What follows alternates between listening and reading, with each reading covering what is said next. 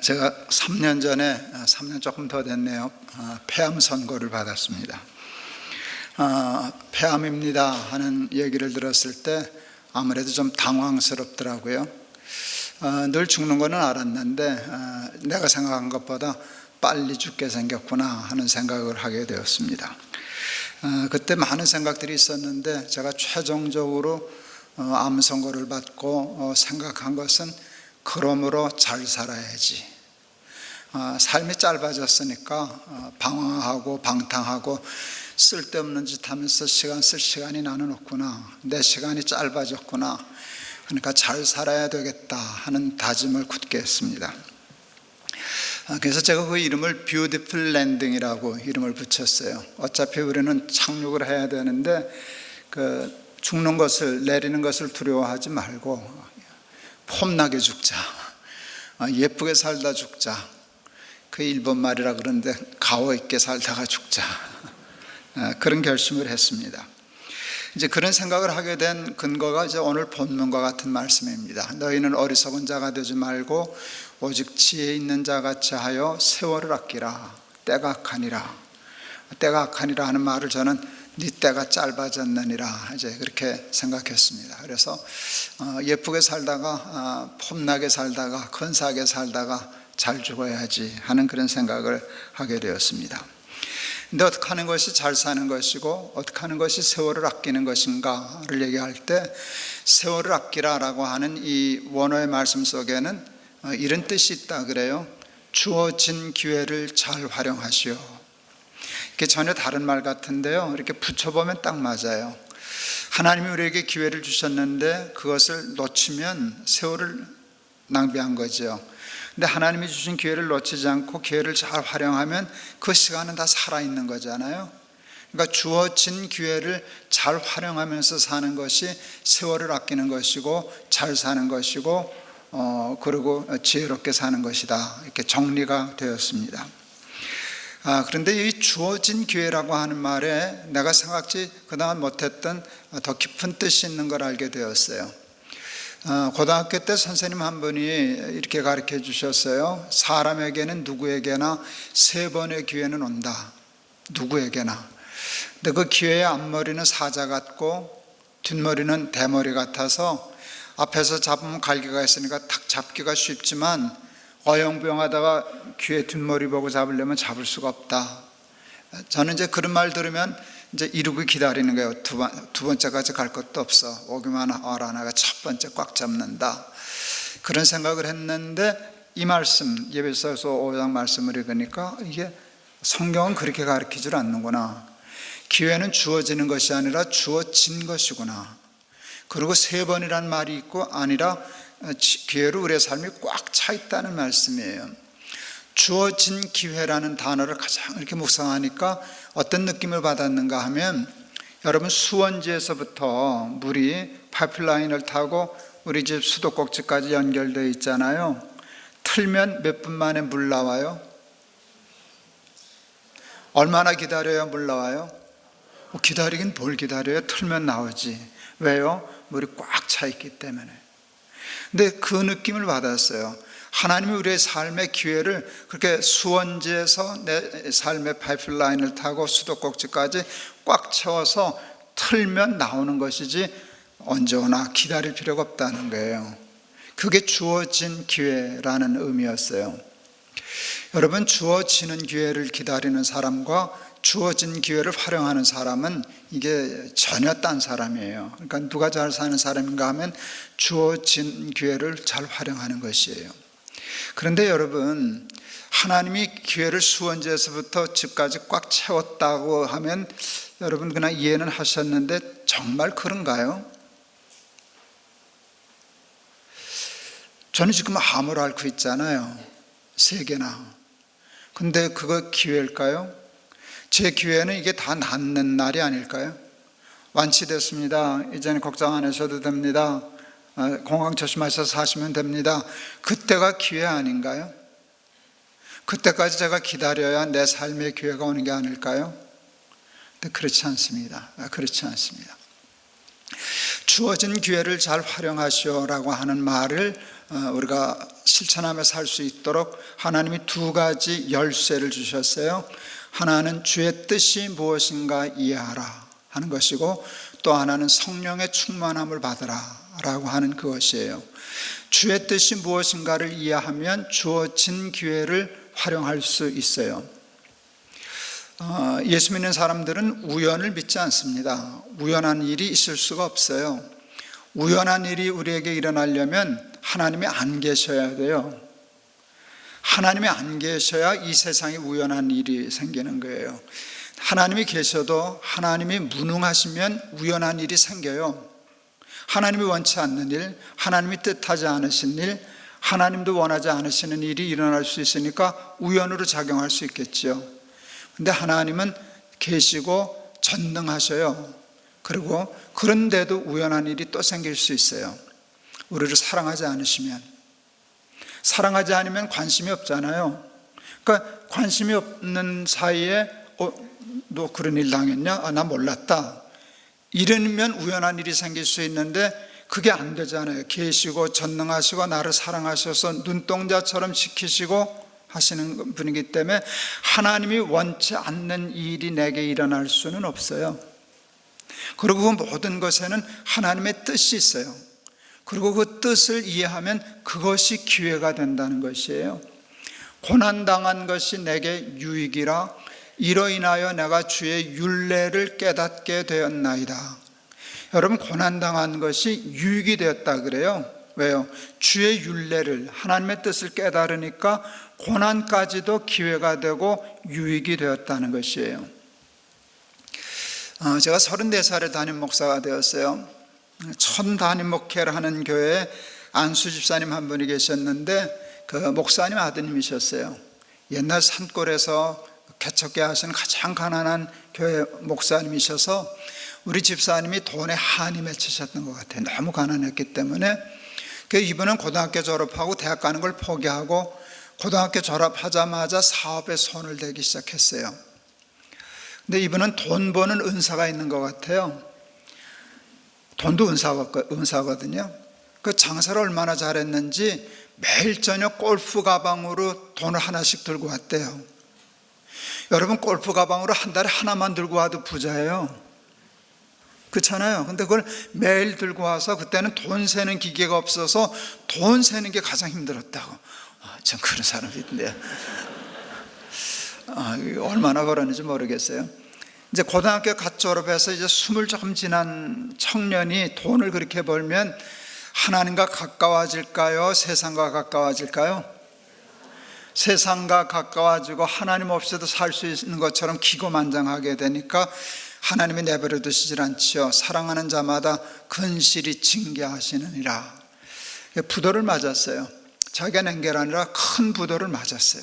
그걸 시간을 감당 못해서 휘말려서 자기도 부도를 냈어요. 자기에게 부도 낸 사람은 도망가서 못 잡았는데 자기는 붙잡혀서 감옥에 갔어요. 전 재산 순식간에 다 날아가고 자기는 감옥에 갇히게 됐어요. 감옥에 갇히니까 세상이 가까워졌을까요? 하나님이 가까워졌을까요? 세상과 나는 간 곳 없고 구속된 감옥에서 주님만 봤죠. 그러니까 아버지 목사님이 성경책 갖다 준 거 그냥 읽다가 깨달은 거예요. 내가 맞을 만하다. 이런 일 당할 만하다. 내가 하나님 모르고 기고만장해서 이러니까 하나님이 이렇게 하셨지. 그걸 깨달았어요. 여러분, 그거 깨달으라고 치신 거거든요. 깨달으면 치신 것을 매를 거두신단 말이에요. 그래서 잘 풀려서 석방이 됐어요. 제가 담임 목사로 갔을 때는 또 다른 사업을 시작하셨던 때인데 이분은 돈 버는 은사가 있는 분이라고 그랬잖아요. 11조가 어마어마하더라고요. 무슨 11조를 저렇게 내냐. 그래서 사업을 되게 잘하시는가 보다. 11조 내는 거 보고 깜짝 놀랐어요. 그런데 몇 번을 더 놀래키셨어요. 그 엄청난 11조를 내시는 분이 타고 다니는 차가 이해가 안 갔어요. 꼬물딱지 1200cc 엑셀이라고 하는 그러니까 차하고 11조가 안 맞는 거예요. 근데 보통 다른 사람들도 다 안 맞아. 대개 안 맞아요. 네. 그래서 내 속으로 뭐 어떻게 저는 저런 거 타는데 11천 저거밖에 안 내나, 이제 뭐 세무감사할 수도 없고 그렇지만 대부분 그런데 이분은 게 거꾸로 된 거예요. 처음 봤어요. 11조하고 차가 그렇게 안 맞는 경우를 내가 처음 봤단 말이에요. 이해가 안 가는 거예요. 잠실에 신방을 갔는데 그때 잠실에 10평짜리 아파트가 있더라고요. 세상에 10평짜리 아파트에 살아요. 그것도 안 어울리는 거예요. 뭐 큰 맨션에 살아도 모자랄 판인데 무슨 펜트하우스 같은 데 살아야 될 것 같은 11조를 내는데 10평짜리 아파트에 살더라고요. 그래서 내가 이해가 안 가서 물었어요. 11조 하는 거 보니까 사업이 꽤 잘 되시는 것 같은데 어떻게 차는 잃고 집이 이러냐 그랬더니 빚 갚느라고요. 전에 부도냈던 빚을 다 악착같이 갚아주는 중이라고. 근데 그분이 기가 막힌 얘기를 했어요. 목사님, 빚 갚는 건 너무 재밌어. 아니, 빚은 떼먹는 게 재밌지 갚는 게 뭐가 재밌겠어요? 감옥도 다 갔다 왔겠다. 그냥 슬그머니 떼먹으면 될 텐데 그거 갚는데 그게 그렇게 재밌대요. 빚 갚는 게 뭐가 재밌어요? 그랬더니 사람들이 칭찬한대요. 예수 믿는 사람이 다르구나, 목사들이 다르구나. 그러니까 자기 그 일 때문에 하나님이 영광 받으시는 게 그렇게 마음이 기쁘다고. 빚 갚는 건 너무 재밌어요. 그래서 제가 그 집사님한테 얘기했어요. 아유, 우리 집사님 잘 망했네, 잘 망했네. 그랬더니 우리 집사님이 맞장구를 치는 거예요. 예, 맞아요. 저 잘 망했어요. 저 그때 안 망했으면 망했어요. 이게 재밌지 않아요? 그때 안 망했으면 집사님은 망하는 거예요.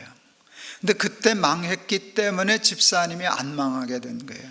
근데 많은 사람들은 망한 것 자체를 다 실패고 기회가 아닌 것으로 내다 버려요. 근데 망하고 실패하고 고난당한 속에 하나님의 의도와 뜻이 있다고요. 그걸 깨닫고 하나님의 뜻을 받아들이면 그것이 기회가 된단 말이에요. 그러니까 기회는 석방된 때문에, 사업이 잘 될 때만 오는 게 아니라 실패하고 부도 맞고 감옥에 갇히고 암에 걸리고 다 그래도 그 속에 숨어있는 하나님의 뜻을 깨달으면 여러분 그것이 삶의 기회가 되는 거예요. 폐암 수술을 받고 이렇게 침대에 맞게 해가지고 회복실에 있다가 올라와서 척 머리에 베게 되고 누웠는데 하나님이 제게 말씀을 주셨어요. 마음에, 내 백성을 위로하라. 기가 막히더라고요. 하나님, 저 지금 막 수술 받고 왔습니다.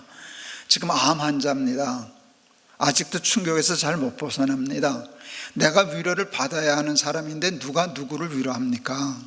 이게 말이 안 되잖아요.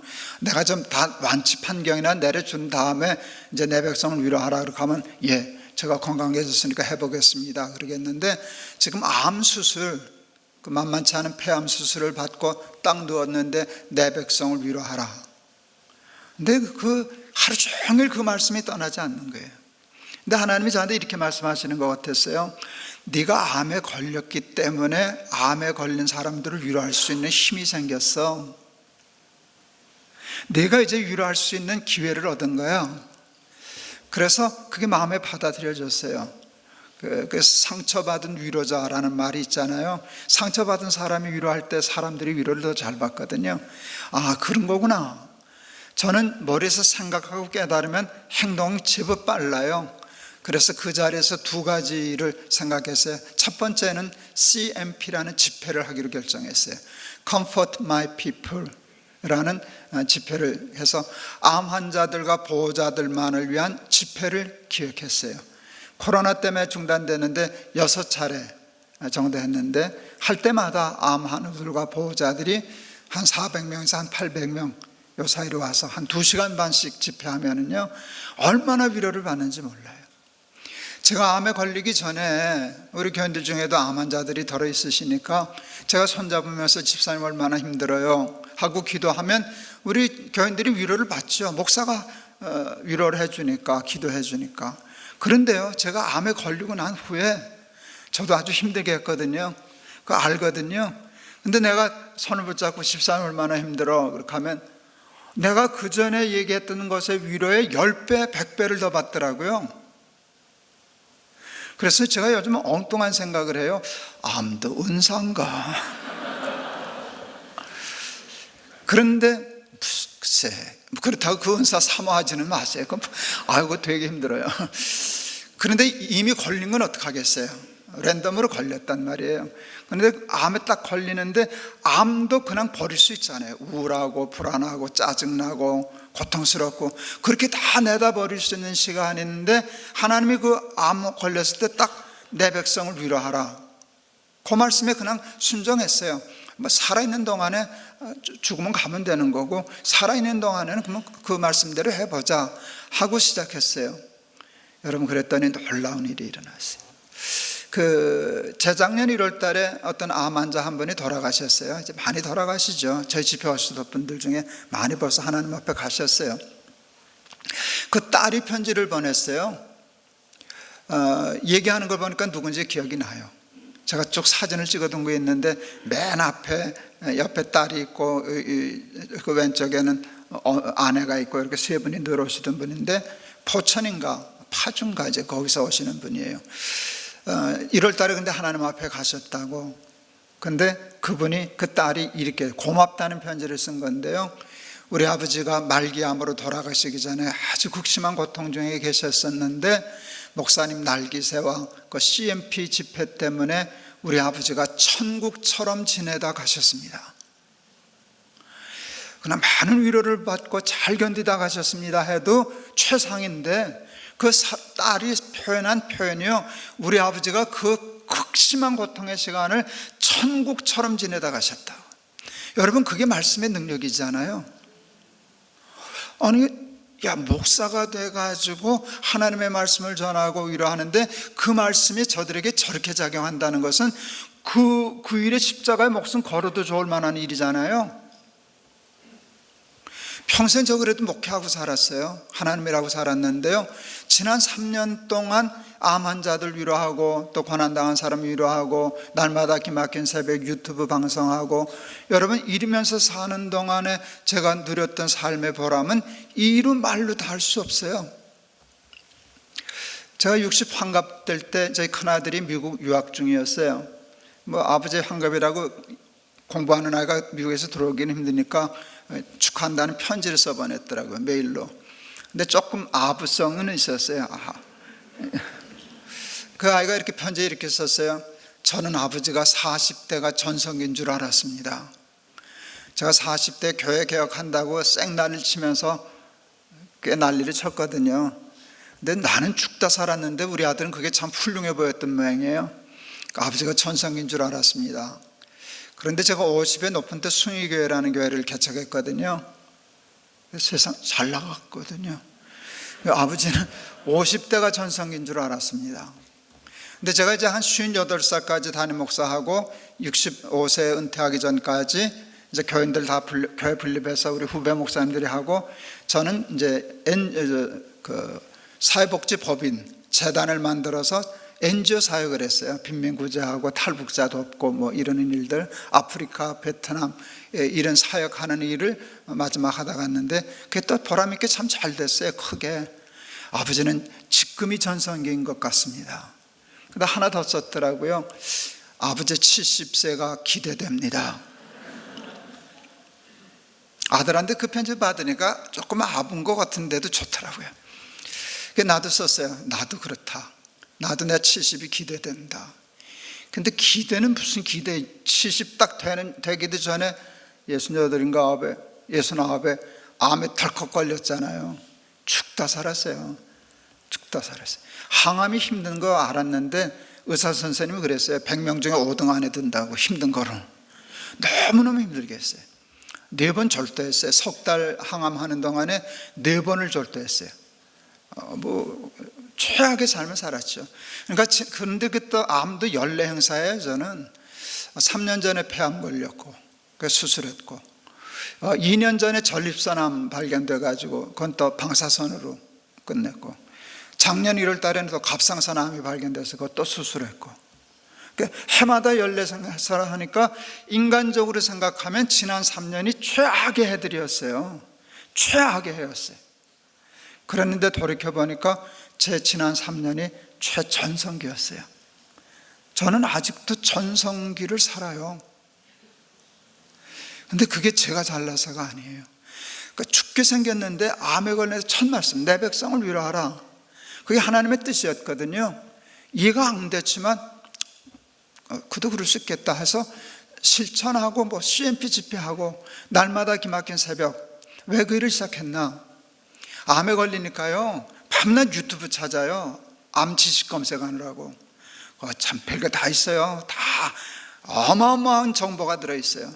그 하면은 그 정보가 이게 꽉 차면은요 암 충만한 삶을 살아요. 빈틈없어. 암으로 충만해. 암으로 충만해가지고 불안, 초조, 우울, 두려움, 짜증, 화딱지남 이런 게 온 삶을 잡아서요 세월이 깨끗이 낭비되는 게. 죽을 땐 죽는데 아직 죽기 전에도 죽음의 삶을 사는 거예요. 이게 너무 억울하더라고요. 죽을 땐 죽더라도 일어나자마자 유튜브 찾아보지 말고 은혜를 채우자. 왜 암을 충만하게 채우냐? 은혜를 충만하게 채워야지. 말씀을 충만하게 채워야지. 그래서 시작한 게 날마다 기막힌 새벽이에요. 우리 아들들이 또 권했어요. 아버지 시간 보내는 게 너무 어렵고 힘들고 그러신데 아버지 그거 유튜브 하세요. 우리 둘째 아이는 영상 전문이거든요. 영화 감독 그거 전문이니까 아버지 내가 다 할 수 있어. 그러니까 촬영만 해. 그럼 편집하고 자막 붙이고 하는 거 다 자기가 할 테니까. 그래서 시작했어요. 아침에 일어나서 이제 날개새를 하는데 나 혼자도 은혜 받는 게 아니라 같이 은혜 받자 해서 그 유튜브에 올리기 시작했어요. 그러니까 아침에 이제 설교를 준비해야 되니까 성경을 읽으면서 은혜를 찾는 거예요. 이게 쉽지 않아요. 감추어져 있어서. 그래도 나올 때까지 기다리고 캐는 거예요. 그래야 같이 나누니까. 그러면 하나씩 탁탁 튀어와요. 그러면 은혜가 이렇게 착 퍼져나가기 시작해요. 그게 이렇게 충만하면은요, 그 다음에 유튜브 봐가지고 뭐 들어와도 얘가 자리가 없는 거예요. 이게 빈틈이 없네. 벌써 기막힌 새벽이 꽉 차 있네. 그럼 튕겨나가니까 나도 견디게 되고 또 많은 사람들이 같은 처지에 있는 분들이 먼저 선점하는 거잖아요. 일어나자마자 이 말씀으로 채우고 은혜 받고 아멘하고 찬송 부르고 눈물 한 번 쭉 흘리면 그 다음에 불안한 일도 어려운 일들이 와도 튕겨나가게 되잖아요.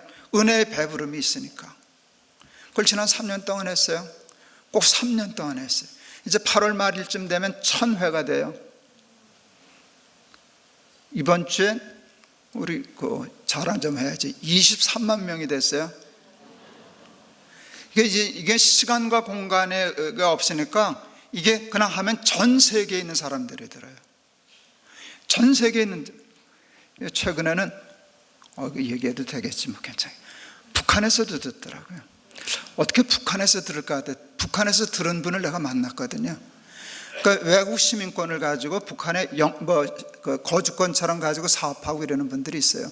그분들은 합법적으로 인터넷을 쓰게 하니까 그러니까 아침에 볼 수 있죠. 자기들은 봐도 괜찮대요. 그 북한 주민들만 안 보여주면. 그래서 날마다 기막힌 새벽을 한다고. 세상에 꿈도 못 꾸던 일이죠. 여러분 그런 일을 지금 하고 살잖아요. 그러니까 하나님의 뜻이 무엇인가 이해하고 순종했더니 생각지도 못했던 삶의 세계가 열려져서요, 지난 3년이 가장 보람되고 값 있는 삶으로 세월을 아끼는 지혜 있는 사람이 되었어요. 모든 것에는 하나님의 뜻이 있어요. 살다 보면 앞이 캄캄해질 만큼 어려운 일을 당할 때가 있어요. 아무도 도와줄 수 없는 깜깜한 죽을 것만 같은, 이젠 죽었구나, 이젠 끝났구나, 그럴 때가 있어요. 저한테도 많았어요. 그럼 그때는 저는 뭘 하는가 하면 성경책 하나 들고 휴대폰 하나 들고 메모지 들고 혼자 책상 앞에 앉아요. 제가 휴대폰을 들고 가는 이유는 거기에 성경 사전이 들어있기 때문이에요. 그래서 가만히 앉아 있어요. 그렇게 하면 그 사건과 그 일과 관계된 하나님의 말씀이 팝콘 터지듯이 하나 툭툭툭툭 생각나요. 평생 그래도 설교하고 살았으니까. 또 신학교 졸업하기 위해서 성경 엄청 공부했거든요. 그 성경 종합고사를 패스해야 되는데 성경 종합고사라는 게 아주 무식한 시험이에요. 그냥 밑도 끝도 없이 몇 장 몇 절을 써라 뭐 이런 거. 그리고 이거는 이 성경은 이게 몇 장 어디 성경 몇 장 몇 절이나. 그러니까 성경을 많이 외우게 하려고. 그래서 그냥 무작정 다 적하지는 않고 이렇게 예상 문제 같은 걸 주죠. 그럼 카드 가지고 한 1년 정도를 계속 외우고 다녀야 돼요. 근데 그걸 다 외워요. 그러면 다 기억나겠죠? 다 잊어버리지. 그런데 다 잊어버리는 게 아니에요. 끄트머리가 늘 남아있어요, 무의식 속에. 그래서 갑자기 거울에 집중하면은요, 그 사건과 그 일과 연관된 말씀이 툭툭 튀어나와요. 그렇게 하면 근데 그게 몇 장 몇 절인지가 생각 안 나요. 그러면 그때 사전을 찾아요. 여러분, 성경을 미리 암송해 놓지 않으면 성경 사전 있어도 못 써요. 단서가 생각이 안 나니까. 그러면 성경 구절을 다 떠오르는 것마다 종에 다 적어놔요. 그리고 그 다음에는 어느 정도 됐다 싶으면 그 성경 구절만 쭉 읽어보면은요, 이게 두부가 엉기듯이 유형으로 나뉘어요. A 유형, B 유형, C 유형, D 유형으로 이렇게 나누어요. 그럼 다시 정리해서 하면 거기서 답이 나와요. 이렇게 해라, 이렇게 해야 된다 하는 답이 나와요. 여러분, 그렇게 하면 앞이 캄캄해질까요? 환해질까요? 더 깜깜해져요. 왜 그런 줄 아세요? 하나님의 생각이 내 생각과 다르기 때문에. 이게 살라고 주시는 말씀이야, 죽으라고 주시는 말씀이야. 이거 없어도 죽겠는데 내가 원치 않는 쪽으로만 답이 나오거든요. 나는 일로 가서 좁아가지고 싶고 한판 붙고 싶고 이판 사판 너 죽고 나 죽자 이러고 풀어야 속이 시원할 텐데, 뭐 쉽게 말하면 네가 죽어라는 식이니까 뭐 그 힘든 게 나와요. 그래도 뭐가 있는가 하면 하나님의 말씀이 맞지, 내가 틀리지. 그래서 순종할 마음을 갖게 돼요. 그리고 기도해요. 이거 가기 싫어요. 나 이해 안 돼요. 근데 나 믿어요. 근데 이것대로 살 수 있게 좀 해주세요 라고 기도하면 그 말씀에 순종할 용기가 이렇게 새싹처럼 돋아나요. 어느 때가 되면 죽으면 죽으리라, 뭐 어차피 죽은 건데 뭐 이왕 죽을 바에는 하나님의 말씀대로 살다가나 죽자, 해보다가나 죽자 하면은요, 길이 열려요. 그때는 하늘 가는 밝은 길이 내 앞에 있으니 슬픈 일을 많이 보고 늘 고생하여도 하늘 영광 밝음이 어두운 군을 헤치니 예수 공로 의지하여 항상 빛을 보다다. 여러분, 무슨 일을 당할 때에도 하나님의 뜻을 구하세요. 하나님의 식을 구하세요. 그리고 어차피 죽게 되었으면 그냥 글로 가세요. 그렇게 되면 그것이 기회가 되고 축복이 되고 우리의 삶을 가장 잘 살게 하는 하나님 나라의 큰 은혜가 될 줄을 믿습니다. 몸이 힘든 것도 힘든데 몸보다 더 힘든 건 마음이 힘들었어요. 늘 불안하고 우울한 게, 그 우울한 게 사람을 아주 기분 나쁘게 해요. 뭐 기쁠 일이 뭐가 있겠어요? 암 환자 지금 자빠지고 졸도하고 먹지 못하고 자지 못하고 아픈데. 어느 날 잘 힘도 없어서 소파에 이렇게 제가 좀 요양하던데 이렇게 앉아 있는데 밖에 경치가 좋아요. 나무 숲들이 있고 비가 부슬부슬 내리는데 이게 참 이쁘더라고요, 비 오는 모습이. 근데 뜬금없이 찬송가 하나가 생각이 났어요. 평화 평화 하늘에서 내려오네. 그 찬송이 생각났어요. 근데 그때는 저는 몸도 힘이 없고 마음도 힘을 다 잃었기 때문에 평화가 내 속에서 솟아나게 할 힘이 없었어요. 하나님 평안함과 평화는 내 삶에서 솟아날 힘이 없습니다. 그래도 평화가 하늘에서 내리면 나 그냥 가만히 있으면 되지 않습니까? 그 밑에 가서 의자 깔고 앉아 있으면 되지 않습니까? 하나님 평화를 비처럼 내려주세요. 그래서 하루 종일 앉아서 그냥 마음으로 평화 평화 하늘에서 내려오네 하는데요, 찬송은 참 힘이 있어요. 참 힘이 있어요. 그 찬송가대로 마음이 느껴져, 평화가 내려오는 느낌을 받았어요. 근데 그날이 제가 사실은 가장 불안해야 했던 날이거든요. 암을 이제 수술을 하거나 항암을 한 다음에는 꼭 CT를 찍어요. 줄어들었나, 재발되지 않았나, 그거를 체크를 해야 되니까 CT를 찍어요. 이제 암 환자들이 제일 불안한 때가 CT 찍고 그 결과 들어가는 날, 가장 심란한 날이에요. 저는 이제 첫 번째 CT를 찍었는데 패스하지를 못했어요. 의사 얼굴이 조금 어두워지더라고요. 여기 뭐 있다는 거예요. 수술했는데 또 있다는 거예요. 이게 재발됐을 가능성이 있는 거거든요. 근데 재발되면 아주 골치 아픈 길로 가는 거거든요. 그래서 다시 CT를 찍자 그랬어요. 다시 찍고 이제 제가 일주일 후에 그 결과를 들으러 가는 날이었어요. 그러니까 오죽 마음이 불안하고 심란했겠어요. 첫 번째 갈 때도 심란했는데 재검을 받았으니까, 쉽게 말하면 이게 지금 재발될 수 있는 확률이 굉장히 높은 상황에서 가는 거니까 아주 심란한 때였죠. 근데 평화 하늘에서 내려오네 이제 큰 찬송을 부르고, 그날도 이제 날깃새 녹화를 하고 병원에 가려고 날깃새 녹화를 했는데, 그때는 제가 설교하고 찬송가를 한 장씩 부를 때였어요. 그때 하필 고른 찬송이 하나님이 고르게 하신 찬송이죠. 어디든지 예수 나를 이끌면 어디든지 예수 함께 가려네. 예수 함께 아니 가면 낙없고 예수님과 동행하면 겁없네. 어디를 가든지 겁낼 것 없네. 어디든지 예수 함께 가려네. 와, 이게 참 기가 막힌 찬송으로 들리는 거예요. 여러분, 이 찬송가 작사자는 어디를 가든지 겁이 없대요. 나는 안 그래요. 나는 겁 없는 길이 있어요. 제발 아닙니다. 괜찮습니다. 그럼 겁 없지. 목사님 제발 됐는데요. 이거 겁 있지. 그런데 이분은 어디를 가든지 겁 없다는 거예요.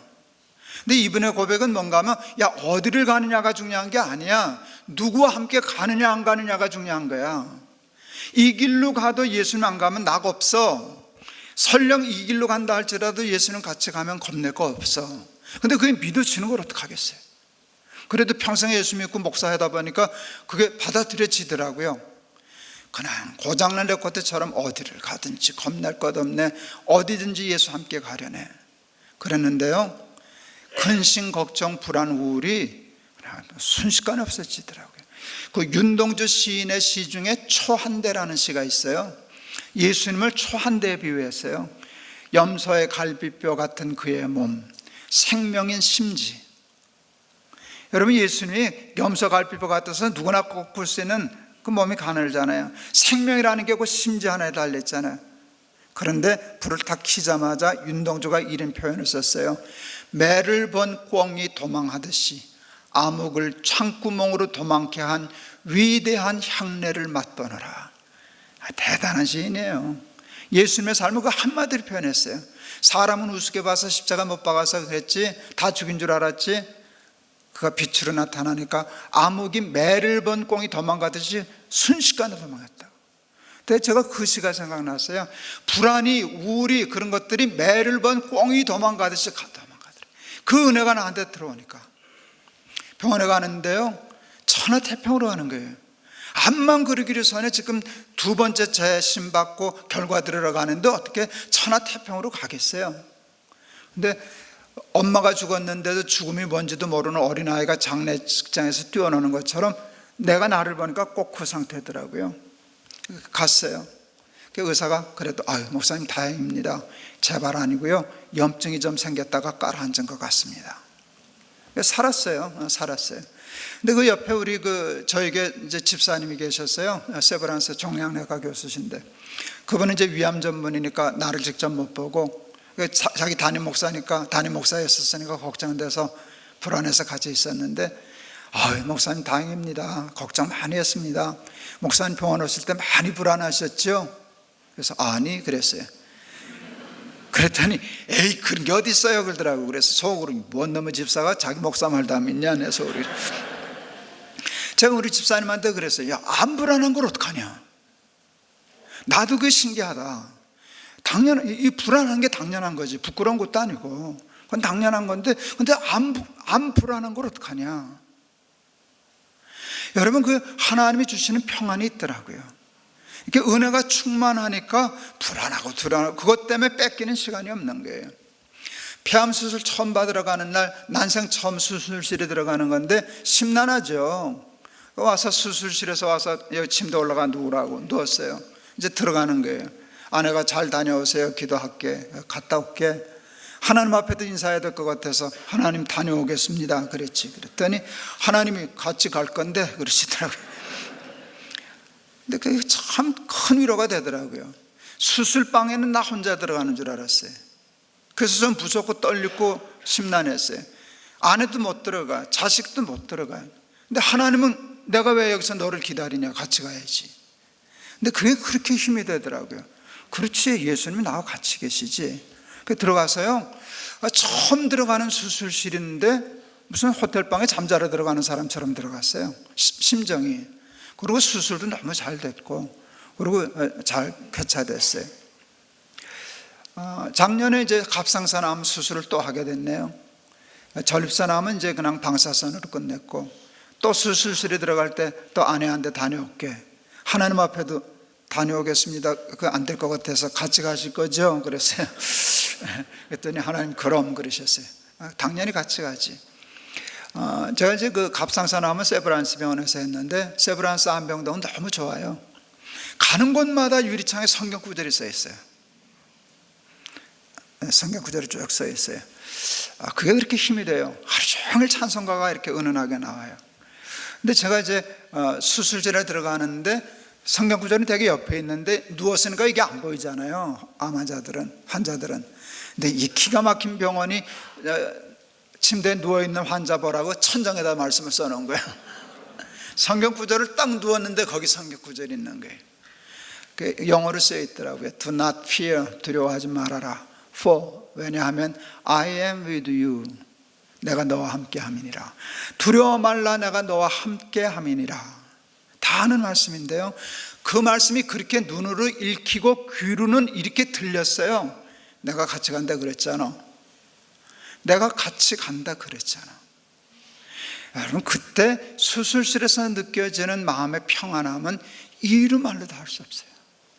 성령 충만하고 은혜가 충만하니까요, 두려움, 근심, 불안, 짜증 이런 것에서 세월을 낭비하지 않고 그 시간까지도 하나님이 주시는 평강을 누릴 수 있게 되어서요, 주의 뜻이 무엇인가를 이해하고 성령의 충만함을 사모하면 어떤 근심과 걱정과 염려 있을 속에서도 그조차도 기회가 되고 축복이 되고 은혜가 되는 줄을 믿습니다.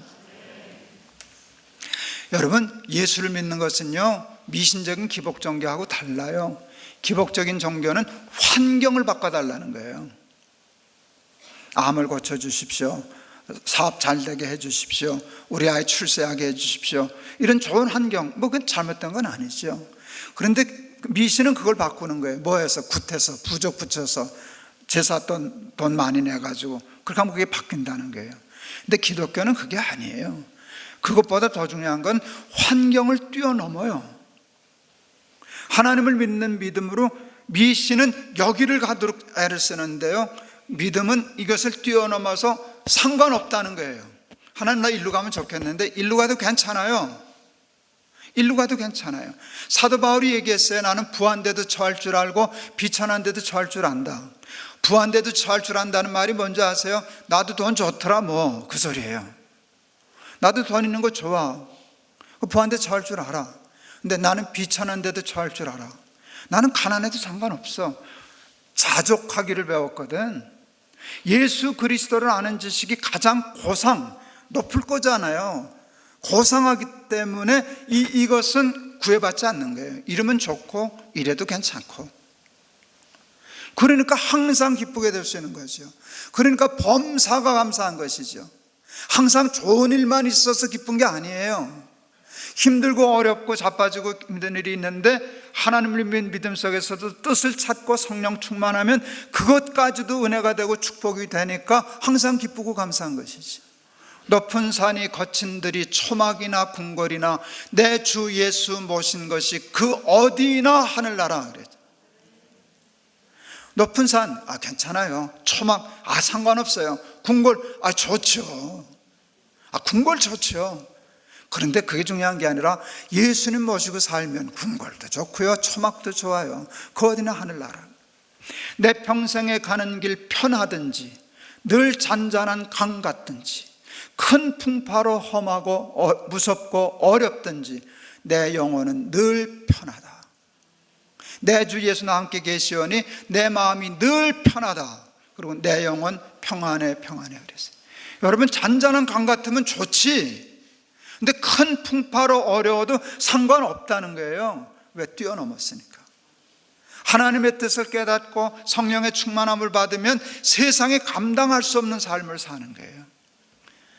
하박국 선지자가 고백하잖아요. 무화과 나무에 열매가 없어도, 외양간에 우리의 양이 없어도, 외양간에 소가 없어도 구원의 하나님을 인하여 기뻐하리로다. 하나님께서 나를 사슴과 같이 높은 곳에 다니게 하시리로다. 여러분, 하나님의 뜻을 늘 생각하고 하나님이 나를 사랑하셔. 나한테 불필요한 거, 힘든 것도 기회로 바꿔주시는 하나님이야. 그리고 근심 걱정으로 채우지 말고 은혜로 성령으로 충만하면 여러분, 세상적으로 기회가 와도 기회고 세상 사람들이 기회가 아니라는 때도 기회로 잘 활용하여서 항상 기뻐하고 승리하는 삶 살아가는 저와 여러분 다 될 줄을 믿습니다. 주의 뜻이 무엇인가 이해하라. 성령의 충만함을 받으라. 네, 여러분, 우리는 어려운 일이 생기면요, 그걸 심어서 30배, 60배, 100배로 추수해요. 근심도 30배, 걱정도 60배, 불안도 100배. 그걸 왜 그걸 심어요? 저는 그것을 다 외상으로 갖겠다고, 나 이따 천당 가서 줄게. 그 암, 고통, 불안, 걱정 그 값은 외상으로 하자, 외상으로. 근데 어느 날 보니까요, 제가 이제 암 잘못되면 어려질 때 있는데 아직은 거기까지 안 갔는데 그걸 걱정해서 미리 가불 해서 지금부터 아프더라고요. 이게 바보 같은 짓을 왜 그걸 가불해? 은혜를 가불해다 살지.